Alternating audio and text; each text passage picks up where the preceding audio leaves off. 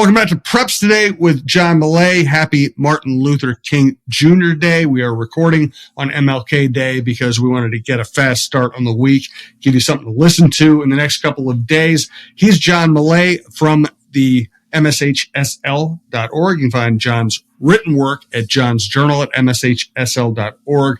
You can find his spoken word artistry here at TalkNorth.com. Again, this is Preps Today with John Millea, our prep show. Check out all of our sports and outdoor content at TalkNorth.com. When you find a show you like, please subscribe to your favorite podcast app. It's free. It's the easiest way to listen. We're coming to you today from the Aquarius Home Services Studios. We want to thank our longtime sponsor, Pizza Barn in Princeton, that Jody Stay's fine operation, replete with food trucks out of Princeton, Minnesota, not that far out of the metro. If you're in the Northwest Metro, you're not that far from Pizza Barn in Princeton. Go up there for the people and the pizza. All right, John, today, let us start with girls wrestling with a hometown twist. Yeah, Jim, good to be back here with you on MLK Day. It's cold, it's lousy, but we're gonna get through it. I saw something on social media over the weekend. 50 days till the start of spring sports. 50 days. Hurry up. We can do this. Yeah, let's get there. Girls wrestling with a hometown twist. That's a headline on a John's Journal story. Last week, I kind of teased this. I was in the process of writing this story. It's now been written. It started with a trip down to St. James a couple weeks ago for a girls wrestling tournament. I think there were 25 teams from Minnesota and Iowa. Really a cool deal. And there was kind of a personal touch to this. The team from my own little high school in Grettinger, Iowa. I'm going to spell that. Grettinger. 800 people. That's where I grew up. And girls wrestling in Minnesota is big. It's a little bigger in Iowa. I think both states have sanctioned girls wrestling for 3 or 4 years now. They have so many female wrestlers in Iowa. They've gone to 2 classes for the postseason of girls wrestling. So that's pretty incredible. We're not close to something like that. And my first newspaper work came when I was in high school. I wrote for the hometown weekly paper, the Grettinger Times. I still subscribe. It's a way to stay connected to a place I haven't lived in for more than 40 years. But in keeping up with everything going on there, I knew that 2 of the top female wrestlers from my hometown are granddaughters of guys I grew up with and graduated from high school with. And that kind of got me thinking about going to St. James.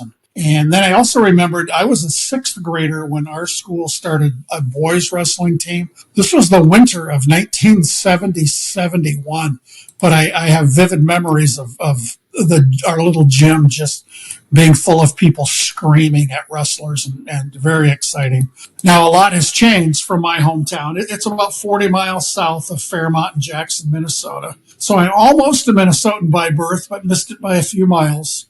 And as is the case all over Minnesota in the rural areas, schools merge. There's co-op teams because the enrollments are small. So I realized the girls wrestling team from my hometown includes kids from what used to be 6 different school districts. I'm going to name these towns: Grettinger, Terrell, Ruthven, Ayrshire, Esterville, and Lincoln Central. So try saying GTARELC 3 times fast. That's basically what it is. I'll let you do that. GTARELC. Grettinger, Terrell, Ruthven, Ayrshire, Esterville, Lincoln Central. Those all used to be separate schools. And back in my day, we were the Grettinger Pirates. Then the school districts in Grettinger and Terrell merged into one school district. They became the Knights. And now they're the Grettinger, Terrell, Ruthven, Ayrshire Titans. So 4 school districts are now 2. And where each of the 4 used to have their own teams and everything, now they co-op to have enough kids for teams. So Pirates, Knights, Titans, that's how it worked. In other full circle news, the current athletic director in my hometown school was born in 1977, the year I graduated. And he's the son of my high school football coach. The AD's name is Todd Huff. His dad is Rod Huff. And I had a nice phone conversation with Todd before I went to St. James. He gave me just kind of the history of girls wrestling there, how it's grown. And this tells me I'm old, Jim. My first byline in my hometown newspaper appeared in 1974. I was a sophomore in high school. And the folks who run the newspaper now, they've asked if they can publish this John's Journal story. Cool. And of course, that wish was granted. So 51 years after my first byline in my hometown paper, it's going to appear again here. Oh, I love it. And an issue that should be coming out soon. I'll be checking my mailbox. So I don't know if this is my last byline in my hometown paper, but 51 years after the first one, I'm in there again. And so if anybody wants to go down that rabbit hole with me, go to MSHSL.org, click on John's Journal. You can read that story. I had a lot of fun doing that, just talking to these kids who whose grandfathers I grew up with. And I'm not a wrestler, but this story also includes my one day as a wrestler and how that did not go very well. But yeah, it was fun to do that, Jim. And from talking to my mom, this story popped up on a Facebook page dedicated to people who grew up in that town. And my mom's so excited. She asked me if the newspaper had asked if they could print it because she thought they should. I said, yeah, I've already heard from them. It's going to be in there. So if I make my mom happy in my hometown, that's pretty good. That's fantastic. Yeah. What a great story. Congratulations. That's really cool. Yeah, thanks. Okay, we'll move on to, I hate to move on from that story, but I guess we should. We should. We'll move on. And I love it when we talk about activities as well as sports. Let's talk about the state debate tournament. Yeah, debate, as we say at this time every year, is the high school league's longest running state tournament beginning in 1902. Believe it or not, that's even older than I am. The 2025 version was held Friday and Saturday at the University of Minnesota. There are 4 categories in high school debate in Minnesota. Here are your state champions. Edina's Adita Ja in Lincoln Douglas. And from Egan, Param Thakar and Tristan Wynn in policy debate. Lily Plan of Robbinsdale Cooper was the champion in congressional debate. And in public forums, Zelly Olson and Eva Redmond of Blake, they won for the second consecutive year. These kids are really something, Jim. I didn't make it to debate this year. I got tied up with other things. But just to sit in a room, these kids, man, these are the future leaders of this country. These are the smartest, sharpest, most composed high school students you'll see. Along with the speech kids, these 2 categories are really something. So congrats to all the debate competitors, all the coaches, all the judges for another great state debate tournament. I competed in debate in high school. I just always got up there and said, well, you're just wrong. There you go. You are wrong. I didn't do very well. I've probably told this story before on the podcast, but when I was in high school, we had a teacher who had some debating experience, a young teacher. He wanted to start a debate program at our high school. We didn't have it. I think we had speech, but we didn't have debate. And he went about it all wrong. He got 4 or 5 or 6 of us a little bit interested. He talked about it. He rounded us up on a Saturday. We got in a school van, drove to a bigger school 30 miles away just to watch a debate tournament. This was the worst possible thing he could have done. Every one of us watched what these kids were doing and said, no way can I do that. So that was the end of his plan to start. We said, you are nuts. We are not up to that. Who are you trying to kid? We got no chance. So that did not work out the way he thought it might. I love it. It's intimidating. When you're it's funny because I ended up being a professional where I would go on TV and radio and podcasts.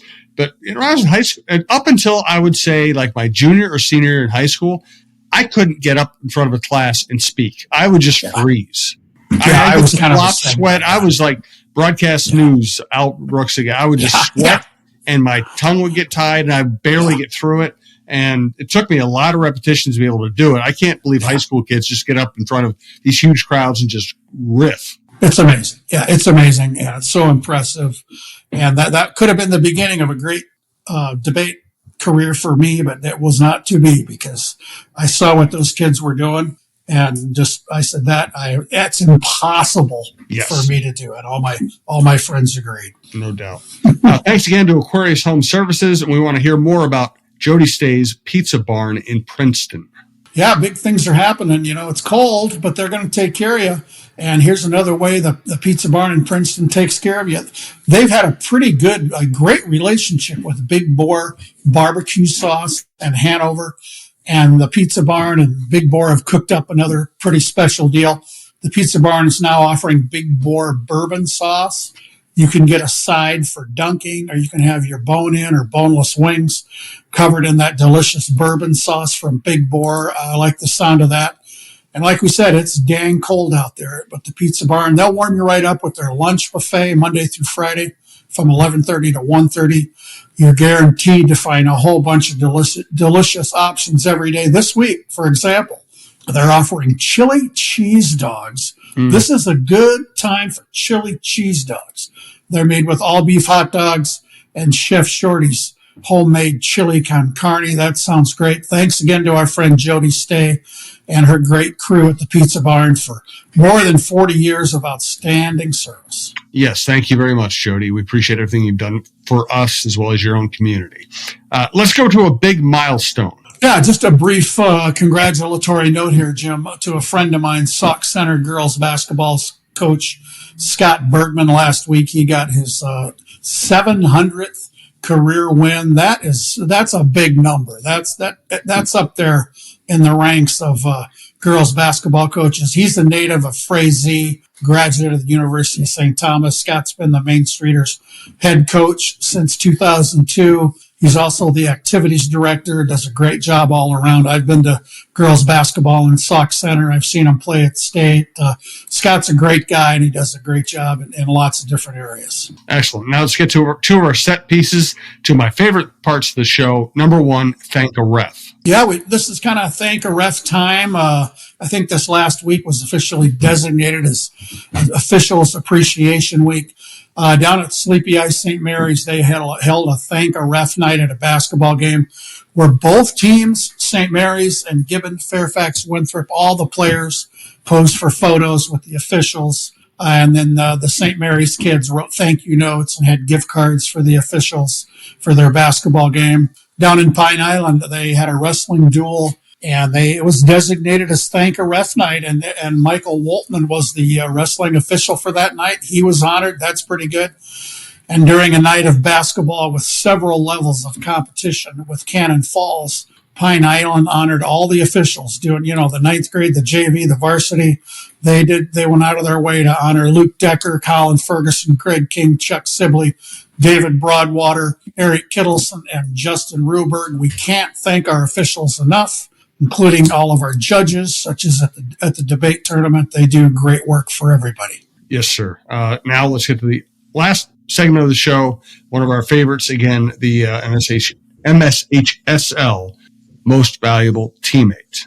Yeah, we're going to honor Zoe Day, a senior member of the dance team at Wabasha Kellogg.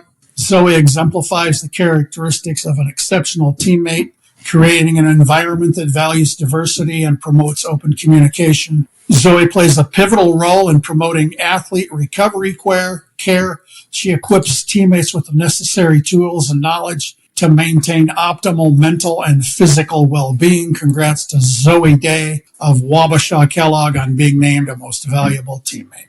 Congratulations, and thanks for all the work, John. We do appreciate it. Looking forward to this late winter, early spring period where so much happens and we start building up to the state tournaments. A reminder, we have great shit stuff across the TalkNorth.com platform, including Randy Shaver's high school football show. It's in a little bit of a remission now.